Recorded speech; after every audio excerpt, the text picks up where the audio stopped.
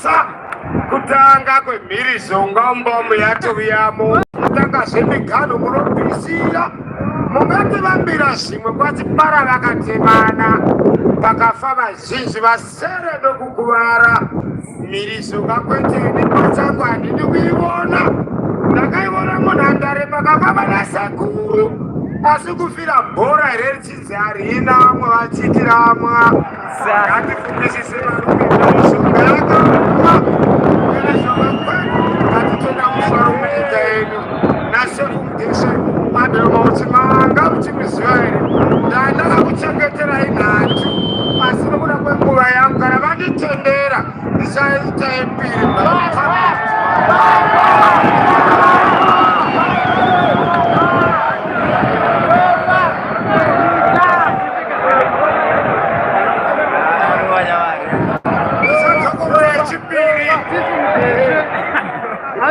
Pamusoro penyaya 2008 kwakarombwa vanhu.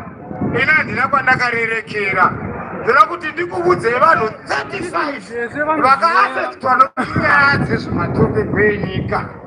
Ende mwasiri munyika ine tose tingareva nhema kunze kwayeukwa mabwe. Uya uri pedo nemipuranga kutangwa here rungwana muviri wava muchina kuti manguru wechikoro vese vapinda chiuto asi mwana wamabhereki wakanyatsogaiwa nezvitirombo zvine kudambuka zvikaramba uye giri wakarogwa mukadzi akasvukuka shafu zvainzi munyanye wakachenjeresa samagenga pamutika vazhinji vakatizira muchininga mai murambadoro vakazonobuda nemasvingo asi gweko kwanyahunda wakarambirako waipa mari chadi mumakomo kana hove yainyumvira yaikandirwa mukonde konde muka dzikamira zvokungoti pfokocho pfokocho kuvambuka gungwa paharare vakapabuda garimoti ichida kukachwa maisara vakachereswa gomba pamuserendende munwe ukabva nzara romba ndokusinira hembe vakanzi vavuye naye vachikodzaniwa